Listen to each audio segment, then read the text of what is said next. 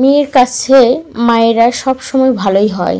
চোখের পানি মুছে হেসে উঠল ভূমি। এত কিছুর মাঝেই খুব আনন্দ হচ্ছে তার। আজ সে নতুন মা পেয়েছে। তবে যখন ফিরোজা তার পিতৃ পরিচয় জানতে পারবেন তখন কি এই ভালোবাসাটা থাকবে? তখনও কি এভাবেই ভূমিকে নিজের মেয়ের মতো স্নেহ করবেন তিনি? ভেবে পায় না ভূমি। আপাতত সে ভবিষ্যৎ নিয়ে ভাবতে চাইছে না, বর্তমান নিয়ে সুখে থাকতে চায় সে। তবে মেয়েরা শিকদার আদতে সে তাকে সুখে থাকতে দিবে না। বাড়িতে টিকে থাকতে পারবে? মাথায় হাজারো প্রশ্ন, হাজারো উত্তর হাতছানি দিচ্ছে। সব মিলিয়ে মাঝে মাঝে নিজেকে পাগল মনে হয় তার। দুজনের মাঝে অবাক নীরবতা। ভূমিকে এক পলক দেখে এবার ফিরোজা বললেন, তুমি এখন গিয়ে বিশ্রাম নাও, বড্ড ক্লান্ত দেখাচ্ছে তোমাকে। ঘরে গিয়ে টানা 2 ঘন্টা ঘুমাবে। নিচে আসার প্রয়োজন নেই, এই দিকটা আমি সামলিয়ে নেব। ভূমি সায় জানালো। তখন ঘুম থেকে উঠে নামাজ আদায় করে ফিরোজার ঘরে এসেছিল সে। এখন আবারও ঘুম পাচ্ছে তার। তার এই নাদুস নদুস হবার পেছনে একমাত্র দায়ী হচ্ছে এই বেলা অবেলায় পড়ে পড়ে ঘুমানো। ভূমি তার ঘরে চলে এলো। প্রলয়ের সঙ্গে সেই সকালে তার কথা হয়েছিল। লোকটা জানিয়েছিল আজ ফিরে আসছে, কিন্তু কখন আসছে সে ব্যাপারে সঠিকভাবে কিছুই জানা হয়নি তার। দুপুর গড়িয়ে বিকেলও গড়াতে চলল, অথচ লোকটা একটিবার কল পর্যন্ত করল না। সুপ্ত অভিমান হলেও ভূমি নিজে থেকে প্রলয়ের নাম্বারে কল লাগালো। রিং হওয়ার সঙ্গে সঙ্গেই কল রিসিভ হলো। হয়তো তার কলের অপেক্ষাতেই ছিল প্রলয়। ভূমি কিছু জিজ্ঞাসা করবে তার আগে প্রলয় বলে উঠল, আমার বউটা কি করছিল? বিছানার অন্য পাশ ফিরে ভূমি বলল, শুয়েছিলাম। সন্ধ্যা নাস্তা করেছ? হ্যাঁ, আপনি কিছু খেয়েছেন? কখন আসবেন আপনি? দেরি হবে শোনা। মন খারাপ হয়ে গেল ভূমির। আজকাল প্রলয় তাকে একটুও সময় দিচ্ছে না। আর কল করার মতো সময় আছে এমপি মশাইয়ের? সে তো সারাক্ষণ জনগণের সেবায় নিয়োজিত। তার খেয়াল রাখার সময় কি আর এমপি মশাইয়ের আছে নাকি? আজকাল মন খারাপের আগমন হুটহাট হয়, তাদেরকে ঘটা করে নিমন্ত্রণ করতে হয় না। ভূমি চুপ করে আছে দেখে ওপাশ থেকে প্রলয়ের উচ্ছ্বাসিত কণ্ঠস্বর ভেসে এলো, আমার বউটা কি খুব বেশি মিস করছে তার এমপি মশাইকে? এবার মনে হলো যেন ফোনের লাউডস্পিকার আরো বেড়ে গেল। পরক্ষণে ভূমি পিছন ফিরে তাকালো। প্রলয় দরজার কাছে দাঁড়িয়ে রয়েছে। তার মানে লোকটা তার সঙ্গে মজা করছিল। কল কেটে ফোনটাকে বিছানার উপর রেখে প্রলয়ের কাছে গেল সে। টানা 3 দিন পর লোকটাকে দেখছে সে। নিজের থেকে প্রলয়কে জড়িয়ে ধরলো। 3 দিনের একাকিত্ব আজ ঘুচলো। অর্ধাঙ্গের বক্ষস্থল হতে মুখ তুলে বাচ্চাদের মতো বায়না ধরে ভূমি বলল, ইদানিং আপনি আমাকে একটু সময় দিচ্ছেন না এমপি মশাই? তোমার বর কাজে একটু ব্যস্ত হয়ে পড়েছিল শোনা, এখন একটু ম্যানেজ করে নিও। ফ্রি হয়ে বেশি বেশি আদর করে সব পুষিয়ে নেব। সজল্লে হাসলো ভূমি। তার সারা মুখে আদুরে চুম্বন এঁকে দিল প্রলয়। ভালোবাসি বউ। ভূমি আবারও প্রলয়ের বুকে মাথা রাখলো। এখানে যে তার সকল প্রশান্তি লুকিয়ে রয়েছে। একমাত্র প্রলয় হলেই চলবে। আর তার কিচ্ছুটির প্রয়োজন নেই। সমস্ত অবহেলা হাসি মুখে সহ্য করে নেবে সে। পরবর্তীতে যা হবে দেখা যাবে। আর কোনো ভয় দ্বিধা কিচ্ছু নেই তার। পরের দিন সারাটা দিন একইভাবে কাটলো ভূমির। এত কিছুর মাঝে নিজের শরীরের প্রতি কোনো খেয়ালই নেই তার। আবারও খাবারে অনিয়ম শুরু হয়েছে। এদিকে ব্যস্ততার কারণে ভূমিকে খুব একটা সময় দিতে পারছে না প্রলয়। 3 দিন শহরের বাইরে থেকে কালই ফিরে এলো। আবার আজ থেকে তার ব্যস্ততা শুরু হয়ে গিয়েছে। প্রলয়কে নিয়ে অভিমানের পাহাড় সৃষ্টি হয়েছে ভূমির মনে। সকাল থেকে প্রচন্ড বমি আর মাথা ঘুরছিল। পেটের ভেতর যেন সব দলা পাকিয়ে যাচ্ছিল। তবুও সাবিনার সঙ্গে থেকে বাড়ির সমস্ত কাজ সে একা হাতে করেছে। ফিরোজা ওনার বোনের বাড়িতে গিয়েছেন। সন্ধে হয়েছে বিধায় অর্পণ নিজেই তার মায়ের সঙ্গে গিয়েছে। আজ হয়তো বাড়ি ফিরবে না। সন্ধ্যাবেলা পূর্ণতা পুষ্পিতা বায়না ধরছে আলু পুরি খাবে। তাই ননদিনীদের বায়না পূরণ করতে ভূমি ছুটে এসেছে রান্নাঘরে। অনেকদিন পর আজ ওরা দুটোতে বায়না ধরেছে। সাবিনা অবশ্য সবকিছু আগে থেকেই তৈরি করে রেখেছিল, বাকি কাজটা ভূমি নিজেই করেছে। আলু পুরি বানানো হয়ে গেলে সাবিনাকে বলে ভূমি রান্নাঘর থেকে বের হয়ে এলো। উদ্দেশ্য পূর্ণতা পুষ্পিতাকে ডেকে আনা। রান্নাঘর থেকে বৈঠকখানায় আসতেই অচৈতন্য হয়ে লুটিয়ে পড়ল সফেদ মেঝেতে। কিছু পড়ে যাওয়ার শব্দ হতে রান্নাঘর থেকে ছুটে এলো সাবিনা। ভূমিকে এভাবে অচৈতন্য হয়ে পড়ে থাকতে দেখে ঘাবড়ে গেল ভীষণ। দ্রুত কাছে গিয়ে বসলো। এরপর চেঁচিয়ে সবাইকে ডাকতে শুরু করলো। সাবিনার চেঁচামেচিতে মোর্শেদ শিকদার, মাধুরী, মেহরাব শিকদার বেরিয়ে এলেন। প্রলয় তখন বাড়িতে নেই। আর না ফিরোজা ও অর্পণ রয়েছে। পূর্ণতা পুষ্পিতা তখন নিজেদেরই ঘরে। নিচ থেকে চিৎকার চেঁচামেচি শুনে কি না জানা নেই। উপায়ন্তর না পেয়ে মাধুরী আর সাবিনা মিলে ভূমিকে ধরে ওনাদের ঘরে নিয়ে গেলেন। অচৈতন্য ভূমিকে তো সিঁড়ি ভেঙে উপরে নিয়ে যাওয়া যাবে না। মাধুরী নিচ থেকে ভূমির চোখে মুখে পানি ছিটিয়ে দিলেন। মেহরাব শিকদার এসে ভূমির পালস চেক করলো। আসল খবরটা তো ওনার জানাই ছিল, এবার শুধু একটা ঢোলে বাড়ি দেওয়া প্রয়োজন। নাচবেন তো মাধুরী নিজেই। মেহরাব শিকদার বললেন, ভাবি আমার মনে হচ্ছে ভূমি প্রেগনেন্ট। এ কথা শোনা মাত্রই মাধুরীর চোখ মুখ থমথমে হয়ে গেল। ওনার মনে এই মুহূর্তে কি চলছে তা জানার উপায়ন্তর নেই আর কারণ। তবে মেহেরাব শিকদার কিছুটা হলেও আন্দাজ করেছেন। এবার তো শুধু প্রলয়ের আসার অপেক্ষা। প্রলয়ের কাছ থেকে যদি পজিটিভ রেসপন্স আসে তাহলে তো সোনাই সোহাগা। ভূমির জ্ঞান ফেরার পর সে দেখলো বিছানার এক কোণে গম্ভীর হয়ে বসে রয়েছে প্রলয়। ক্লান্ত দৃষ্টিতে পুরো ঘর একবার পর্যবেক্ষণ করলো ভূমি। অচৈতন্য হবার আগে তো সে রান্নাঘরে কাজ করছিল। নিজেদের ঘরে কি করে এলো তার জানা নেই। এ ঘরে শুধু প্রলয় নয়, মাধুরীও রয়েছে। প্রলয় হয়তো তাকে নিয়ে এসেছে। ভূমি একা একাই শোয়া থেকে উঠে বসলো। প্রলয় তার দিকে ফিরেও তাকাচ্ছে না। সন্ধ্যাবেলা নিজের কাজ ছেড়ে হন্তদন্ত হয়ে বাড়ি ফিরেছে। তাকে মেহেরাব শিকদারই কল করেছিলেন। ভূমির অবস্থা জানিয়ে বলেছিলেন তাড়াতাড়ি যেন বাড়ি ফিরে আসে। এবার প্রলয় তার মায়ের উদ্দেশ্যে বলল, ভূমির সঙ্গে আমার আলাদা করে কিছু কথা বলার আছে। মা, তুমি এখন যাও। মাধুরী একবারই কোনো কথা না বলে ঘর থেকে বেরিয়ে গেলেন। এবার বসা থেকে উঠে দাঁড়ালো প্রলয়। হাত থেকে ঘড়িটা খুলতে খুলতে ভূমিকে জিজ্ঞাসা করলো, এই বাচ্চাটা কার? তুমি কি লুকাচ্ছ আমার কাছ থেকে? ভূমি কিছু বলতেই নিচ্ছিল, কিন্তু প্রলয়ের ধমকে চমকে উঠলো। তার এখন রাগ দেখে অন্তরাত্মা কেঁপে উঠলো ভূমির। এত রাগ করতে প্রলয়কে আগে দেখেনি। এই একটা স্বাভাবিক বিষয় নিয়ে লোকটার এমন ব্যবহার খুবই অবাক করলো তাকে। সে প্রলয়ের রাগ আর রিভলভারকে খুবই ভয় পায়। প্রলয় আবারও জিজ্ঞাসা করলো, তোমাকে আমি একটা প্রশ্ন করেছি, বাচ্চাটা কার? কম্পিত কণ্ঠে ভূমি উত্তরটা দিচ্ছিল। বাচ্চাটা এরই মাঝে মাধুরী ঘরের ভেতর প্রবেশ করলেন। ভূমিকে তার পুরো কথাটা বলতে দিলেন না তিনি। এতক্ষণ দরজার কাছে দাঁড়িয়েছিলেন। ভূমি যেই না কিছু বলতে নেবে তার আগে তিনি ঘরে প্রবেশ করলেন। আর ভূমির কথাটা অপূর্ণই রয়ে গেল। এই সুযোগটাই লুফে নিলেন মাধুরী। একবারই দুজনের মাঝে টিপ্পনি কেটে বললেন, কার না কার বাচ্চা পেটে ধরে আমার ছেলেকে ফুসলাচ্ছে। স্বভাব তো পুরো মায়ের মতোই পেয়েছে, নষ্টা মেয়ে। মাধুরীর ব্যবহারে আজ অবাক করছে ভূমিকে। এমনিতে এই মহিলা যে তাকে দেখতে পারে না এটা সে প্রথম থেকেই জানে। মাধুরীর এভাবে মিথ্যে অপবাদ দেওয়াতে সে ভীষণই কষ্ট পেয়েছে। নিজের কান্নাকে সংবরণ করে মাধুরীকে বলল, শুধু হারিয়ে ফেলা মাকে আমি আপনার মাঝে সবসময় খুঁজে বেড়াই, কিন্তু আফসোস আমার জন্য আপনার মনে একটুও মমতা নেই। যা আছে তা শুধুই ঘৃণা। আচ্ছা মা, আমাকে কি একটুও ভালোবাসা যায় না? কোনো জারজ সন্তানকে আমি ভালোবাসতে পারবো না? মাধুরীর মুখে এমন কথায় ক্ষতবিক্ষত হলো তরুণীর মন। এতটা কষ্ট দিয়ে কেউ কারো মুখের উপর কথা বলতে পারে? প্রত্যেকের অনাদরে বেড়ে ওঠা মেয়েটার মনে ব্রিটিশনা জন্মালো। ভূমি অবাক চোখে তাকালো প্রলয়ের দিকে। মাধুরী এত খারাপ কথা শোনাচ্ছে, কই আজ তো সে কোনো প্রতিবাদই করছে না। দিব্যি নির্বিকার ভঙ্গিতে শুনছে। সেও কি তার মায়ের মতোই চিন্তাধারার পোষণ করছে? প্রশ্ন জাগলো ভূমির মনে। কম্পিত কণ্ঠে জিজ্ঞাসা করলো, আপনি কিছু বলছেন না কেন?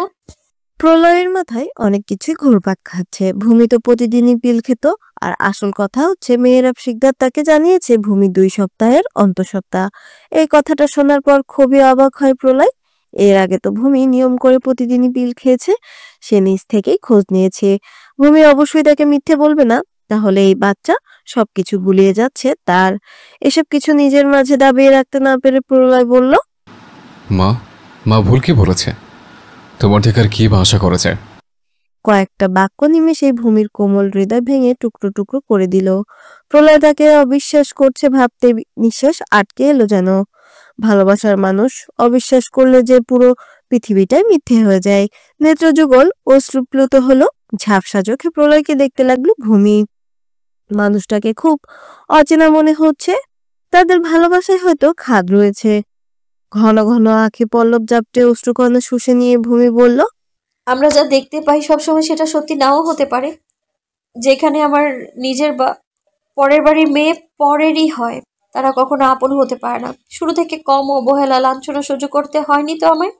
মানুষের জীবনটা যে কতটা দুর্বিষহ হতে পারে আমি তা আমার এই ছোট্ট জীবনেই উপলব্ধি করেছি।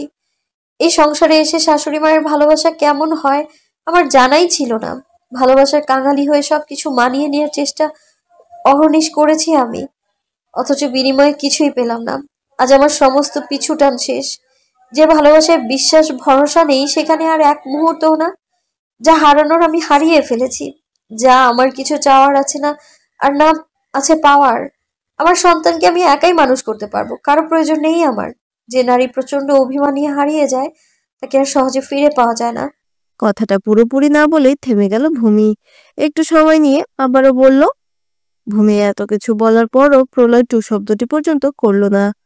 ভূমির শেষ কথাটা শুনে ধুকপুক করতে থাকা হৃদয়টা ধক করে উঠল। বা চোখটা আজ সকাল থেকেই লাফাচ্ছে। খারাপ কিছু ঘটবে না তো? সে তো এই সমস্ত কুসংস্কারে বিশ্বাস করে না। তবে আজ কি হলো? সে কি কোনো ভুল করেছে? মুখে যেন আজ কুলুপ এঁটেছে সে। মুখ দিয়ে কথা বেরই হচ্ছে না। ভূমি আস্তে করে প্রলয় এবং তার পরিবারের দেওয়া সমস্ত গহনা শরীর থেকে খুলে ফেললো। আজকের পর থেকে তার জীবনে যে স্বপ্ন, স্বল্প পরিমাণ সুখ ছিল সেটাও শেষ। গায়ের অন্যটা মাথায় সুন্দর করে পেঁচিয়ে প্রলয়ের উদ্দেশ্যে বলল। ভালো থাকবেন এমপি মশাই। ধীর পায়ে ঘর থেকে বের হয়ে গেল ভূমি। এ বাড়িতে আর এক মুহূর্তও থাকবে না সে। এদিকে পুরোপুরি ঘোরের মাঝে আছে প্রলয়। কি থেকে কি বলে ফেলেছে সে নিজেও বুঝতে পারেনি। ইদানিং রাজনীতির প্রেশারটা তার উপর একটু বেশি। পাথরের ন্যায় বিছানায় বসে রইল। ভূমিকে আটকানোর কথা বেমালুম ভুলে গিয়েছে। মালঞ্চ নীড় থেকে বেরিয়ে গেল ভূমি। ঝিরে ঝিরে বৃষ্টি পড়ছে। মৃদু বাতাসে শরীর শিরশির করে উঠেছে। নিস্পৃহ বোকাচণ্ডী একটু একটু করে সামনের দিকে এগিয়ে যাচ্ছে। কোথায় যাওয়া উচিত তার জানা নেই, না তার কোথাও যাওয়ার আছে। আর এই শহরে তার কেউ আপন আছে? বিশাল অম্বর আজ গহীন আঁধারিয়ায় মত্ত। তারও হয়তো ভূমির জন্য মন খারাপ, তাই তো ঝিরিঝিরি বৃষ্টি একটু একটু করে মুষলধারায় রূপ নিচ্ছে। ভূমি সেই আকাশপানে তাকিয়ে ভাবলো।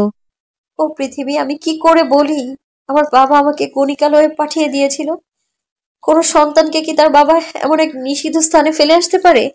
এত এতটা নিষ্ঠুর কেউ কি করে হতে পারে? নিজের সন্তানের ভালোর জন্য বাবার নাকি সবকিছু করতে পারে। তবে আমার ক্ষেত্রে কেন এত ভিন্নতা? আমিও তো বাবার স্নেহ ভালোবাসা পেতে চেয়েছিলাম। ঘন্টাখানেক পর হন্তদন্ত হয়ে ঘন্টাখানেকের মাঝে অর্পণ বাড়ি ফিরে এলো। ভূমির চলে যাওয়া নিয়ে সব কথাই বলেছে পূর্ণতা পুষ্পিতা। ফিরোজা নিজেও বাড়ি ফিরে এসেছেন। ভূমির জন্য খুব চিন্তা হচ্ছে ওনার। এই রাতে মেয়েটা কোথায় যাবে? শহরের কিছুই তো সে ভালো করে চেনে না। রাস্তায় যদি কোনো বিপদ হয়। বাড়ি ফেরার পর মাধুরী আর প্রলয়কে কয়েক দফা কথা শুনিয়ে দিয়েছে ফিরোজা। এতদিন তিনি প্রলয়কে দায়িত্ব সম্পন্ন বুদ্ধিমান ছেলে ভেবে এসেছেন, কিন্তু সে প্রলয়ের আজ তার জীবনের সবচেয়ে বড় বোকামিটা করেছে। ভূমিকে অবিশ্বাস করে ভূমির এ বাড়ি থেকে চলে যাওয়া নিয়ে আর কেউই খুশি না হলেও মেয়েরাব শিকদার আর মাধুরী তো ভীষণ খুশি। অর্পণ তার বাবাকে একবার পর্যবেক্ষণ করলো। সবচেয়ে বেশি রাগ তো হচ্ছে প্রলয়ের উপর। কাউকে কিছু বলতে না পেরে অর্পণ তার ঘরে চলে গেল। বোনকে ফিরে পেয়েও ধরে রাখতে পারলো না সে। কেন যেন আজ বের হয়েছিল। বাড়িতে থাকলে অন্তত ভূমির পাশে থাকতে পারতো। অর্পণ খেয়াল করলো তার ড্রেসিং টেবিলের ওপর পেপার ওয়েটের নিচে একটা কাগজে চাপা পড়ে আছে। কিছুটা সন্দেহ হতে সে ড্রেসিং টেবিলের কাছে গিয়ে কাগজটাতে হাতে নিল। সেখানে গোটা গোটা অক্ষরে লেখা। ওনার পাশে ছায়ার মতো থেকো ভাইয়া। মানে মেয়েটা যাওয়ার আগে প্রলয়ের কথাই ভাবছিল। অর্পণের মাথায় এবার ওলটপালট হয়ে গেল। নিজের ঘর থেকে বেরিয়ে আবারও প্রলয়ের ঘরে গেল, কিন্তু ঘর ফাঁকা।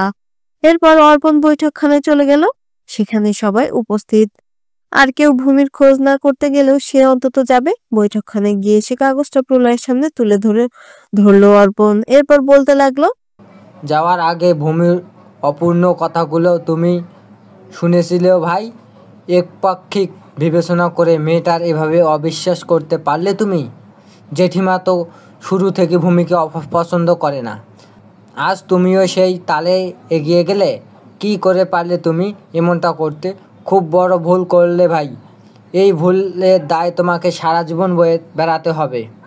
সবার প্রতি রাগ বাড়ছে তরতর করে, বিশেষ করে মেয়েরাব শিকদারের ওপর। ভূমিকে এ বাড়িতে থেকে তাড়ানোর আর তাকে অবিশ্বাস করানোর পেছনে কলকাঠি তো এই লোকেরই নাড়ছে। বাবার প্রতি সুপ্ত রাগ আর দাবিয়ে রাখতে পারলো না সে। সবার সামনে চেঁচিয়ে বলল। ভূমির যদি কিছু হয় তাহলে আমি আপনাকে কোনোদিনও ক্ষমা করব না। আর হ্যাঁ, আমি ভুলে যাব আপনি আমার জন্মদাতা পিতা। কথাটা মাথায় রাখবেন আশা করি। এই বলে আর এক মুহূর্ত দাঁড়ালো না, বড় বড় পা ফেলে মালঞ্চ নীর হতে বেরিয়ে গেল। সঙ্গে করে বাইকে চাবি নিয়ে এসেছিল। কোথায় খুঁজবে সে তার বোনকে? ভূমিকে নিয়ে চিন্তা ক্রমশ বাড়তে শুরু করলো। এদিকে অর্পণের ব্যবহারে অবাক হলেন মেহরাব শিকদার। প্রলয়কে তখন তিনি মিথ্যে বলেছিলেন। তিনি তো জানেন ভূমি 2.5 মাসের অন্তঃসত্ত্বা ছিল, তবুও তিনি ইচ্ছে করে প্রলয়ের কাছে মিথ্যে বলেছেন, যাতে করে ভূমিকে সে অবিশ্বাস করতে পারে। ঝিরিঝিরি বৃষ্টি এখন মুষলধারায় রূপ নিয়েছে। ল্যাম্পপোস্টের বাতিতে এঁটে থাকা ঝিঁঝি পোকাগুলো ওরা বন্ধ করে দিয়েছে। রাতের শহরটা নিরিবিলি, আশেপাশের দোকানপাটগুলো বন্ধ। রাস্তা দিয়ে একাকী হাঁটতে ভূমির খানিকটা ভয় করছে, তবুও সে সামনের দিকে এগিয়ে যাচ্ছে, নাম না জানা এক গন্তব্যে। হঠাৎ করে সামনে একটা জিপ গাড়ি এসে থামলো। হুট করে সামনে চলে আসে কিছুটা ঘাবড়ে গেল ভূমি। নিজেকে সামলে নিয়ে সামনের দিকে এগিয়ে গেল। সেই গাড়ি থেকে নামলো 4 জন ছেলে, তাদের হাতে লাঠি। ভূমি বুঝতে পারলো না ছেলেগুলো কেন তার পথ রোধ করে দাঁড়িয়েছে। বোকাশোকা স্বরে জিজ্ঞাসা করলো, আপনারা আমার পথ রোধ করে দাঁড়িয়েছেন কেন? সরে যান সামনে থেকে, আমাকে যেতে দিন। তোমাকে যেতে দেওয়ার জন্য তো আসেনি মামুনি, তোমার দেখভাল করার দায়িত্ব পড়েছে আমাদের উপর।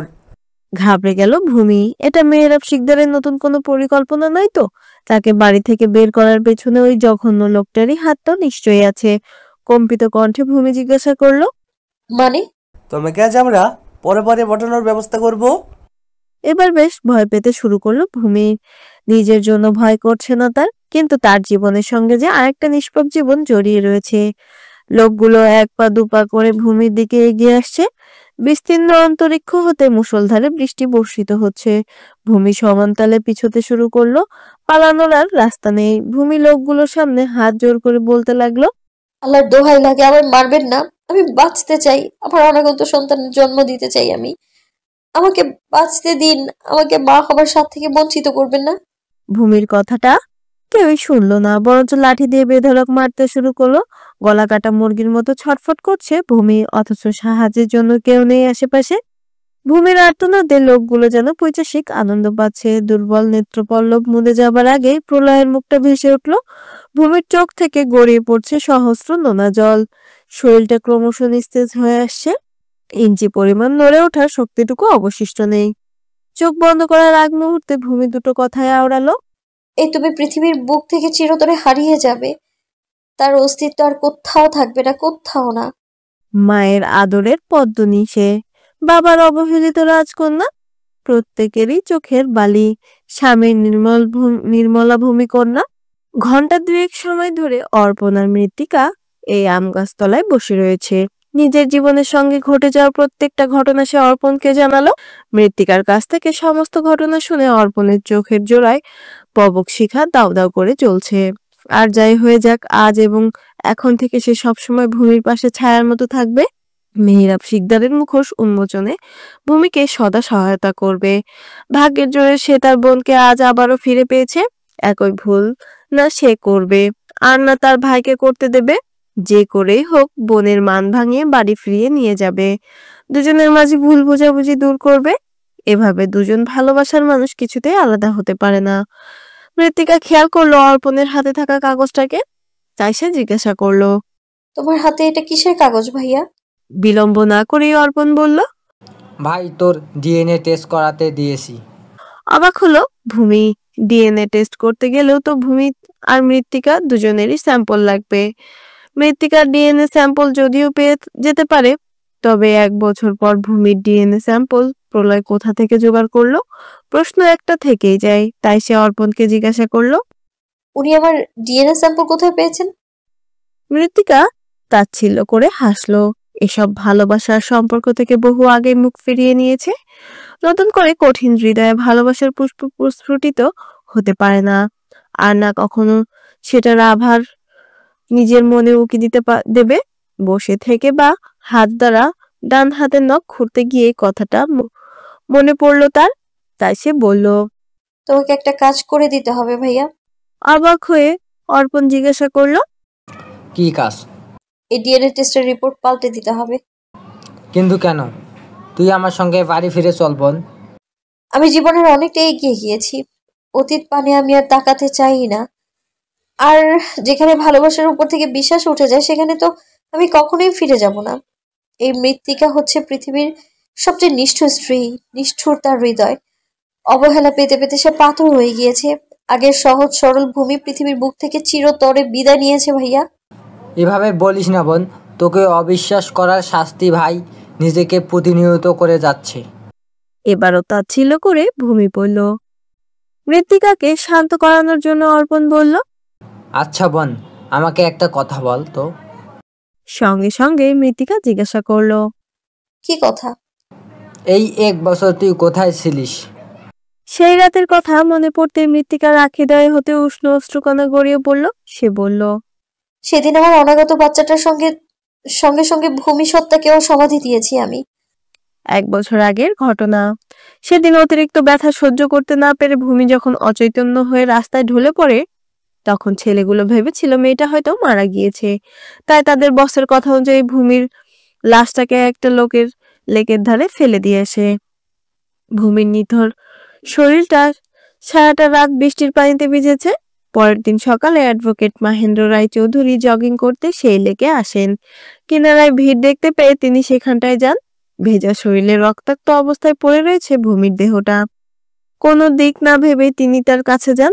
কপালে কেটে যাওয়া স্থানে রক্ত জমাট বেঁধে গিয়েছে। মহেন্দ্র রায় চৌধুরী নিজের ডান হাতের তর্জনী ভূমির নাকের কাছে নিয়ে বোঝার চেষ্টা করেন নিঃশ্বাস পড়ছে কিনা। সঙ্গে সঙ্গে চমকে ওঠেন, মেয়েটার নিঃশ্বাস পড়ছে। এরপর যত দ্রুত সম্ভব ভিড় কমানোর চেষ্টা করেন তিনি। দুটো মেয়ের সাহায্যে ভূমিকে লেকের কিনারা হতে তুলে নিয়ে আসার ব্যবস্থা করেন তিনি। মেয়েটা এভাবে ভেজা অবস্থায় থাকলে আরো সমস্যা হতে পারে। মহেন্দ্র রায় চৌধুরী ভাবলেন, এত কিছুর পরে যেহেতু মেয়েটা বেঁচে রয়েছে, তার মানে উপরওয়ালা এই মেয়ের উপর ধৈর্যের পরীক্ষা নিচ্ছেন। যে করে হোক মেয়েটাকে ওনার বাঁচাতেই হবে, এমনটাই জেদ ধরেছিলেন তিনি। এরপর একটা প্রাইভেট ক্লিনিকে ভূমির চিকিৎসা করানোর ব্যবস্থা করা হয়। এই ক্লিনিকে সুদর্শিনীর স্বামী অর্ণব ডক্টর হিসেবে নিয়োগ দিয়েছে, মাস 6 হবে। কিন্তু এই স্বল্প সময়ের মাঝেও দারুণ দারুণ কাজ করেছে সে। ভূমির সমস্ত চিকিৎসা মূলত অর্ণবই করেছে। পুরো 72 ঘন্টা পর ভূমির জ্ঞান ফেরে। সেদিন ভূমিকে বাঁচাতে পারলেও অনাগত নিষ্পাপ প্রাণটাকে বাঁচানো যায়নি। পেটে বেশ জোরে আঘাত পাওয়ার ফলে এমনটা হয়েছে। সেদিন ভূমি প্রচন্ড কান্না করেছিল। প্রায় 3 মাস মেন্টাল ট্রমাতেই ছিল সে। নিঃসন্তান হওয়ার দরুন মিস্টার এবং মিসেস রায়চৌধুরী মিলে ঠিক করেছিলেন ভূমিকে দুনিয়ার সামনে নিজের মেয়ের পরিচয় দেবেন। ভূমির থেকে তার নামকরণ হবে মৃত্তিকা নামে। এরপর থেকে ভূমির একটা পরিচয় হয়। এই নতুন জীবনের পেছনে সব থেকে বড় অবদান হচ্ছে মহেন্দ্র রায় চৌধুরীর। দুনিয়ার নজরে ভূমিকে স্মার্ট আর শিক্ষিত করতে তারা উঠে পড়ে লেগেন। বিশেষ করে সুদর্শিনী। টানা 7 মাসের কষ্টের ফসল হিসেবে ভূমির থেকে মৃত্তিকা হওয়ার গল্পটা মহেন্দ্র রায় চৌধুরী, তনুজা, সুদর্শিনী আর অর্ণব এটা উপলব্ধি করেছে যে জীবনে যে নাটকের থেকেও নাটকীয়। আর তার প্রমাণ তো ভূমি রয়েছে। ভূমি তার লঙ্ঘিত অতীতের প্রত্যেকটা কথা ওনাদের জানিয়েছে বর্তমানে। মৃত্তিকার এসব কথা শুনে অর্পণ বলে ওঠে, ও মেহরাব শিকদারের ধ্বংস না দেখে অবধি আমার শান্তি হবে না। তুই আমাকে কোনো যাতায়াতে ফেললি বোন। টানা 1 বছর সব দেখো না দেখার ভান করে আছি। একদিকে নিজের ভাইকে প্রতিনিয়ত গুমড়ে মরছে, নিঃশেষ হতে দেখছি, আর অন্যদিকে সমস্ত সত্যিটা জানার পরও আমি অপরাধীকে চোখের সামনে দিব্যি ঘোরাফেরা করতে দেখি। অথচ চেয়েও আমি সবাইকে সত্যিটা বলতে পারছি না। তোর কাছে দেওয়া ওয়াদা তুই তুলে নে বোন। তুমি আর চিন্তা করো না ভাইয়া, এবার তো আমি এসে পড়েছি। আমার সাথে হওয়া অন্যায়ের প্রত্যেকটা মুহূর্ত আমি তাদের সুদে আসলে ফিরিয়ে দেব।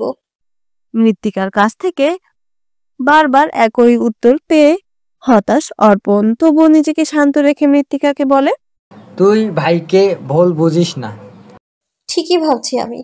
ওনার কাছে আমি আর ফিরে যেতে চাই না। আবারও হতাশ অর্পণ।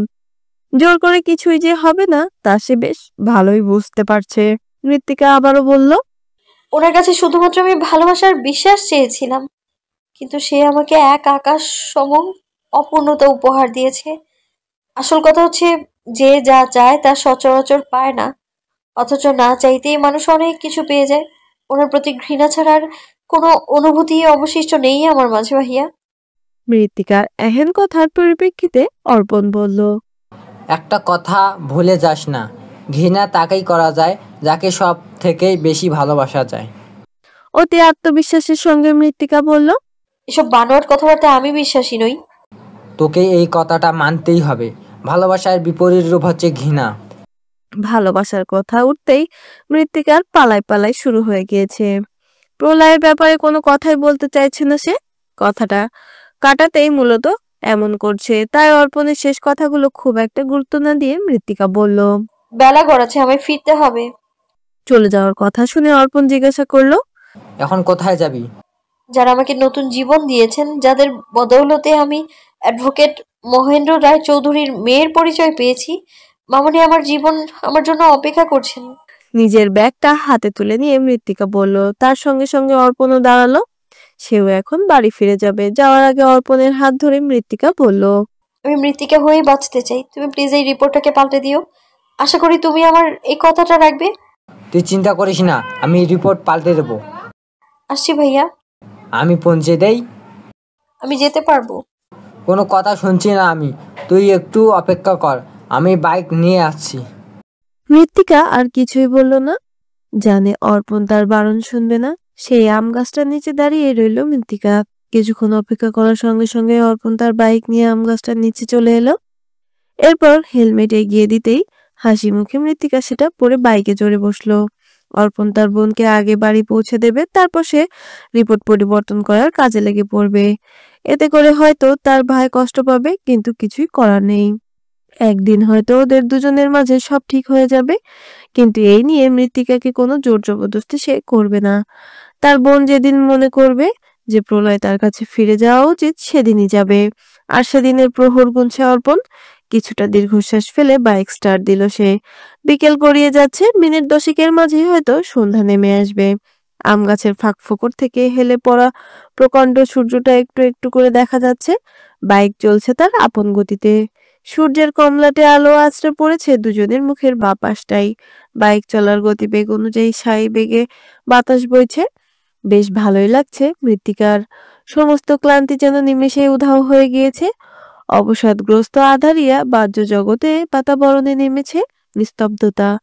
বারান্দার রেলিং ঘেঁষে দূর আকাশের দিকে তাকিয়ে রয়েছে প্রলয়। শ্যামপুরুষের গম্ভীর মুখপানে আজ চিন্তার ভাঁজ। সে মূলত অর্পণের বাড়ি ফেরার অপেক্ষা করছে।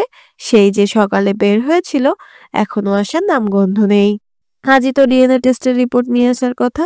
সে অসুস্থ বিধায় বাড়ি থেকে বের হবার অনুমতি নেই তার।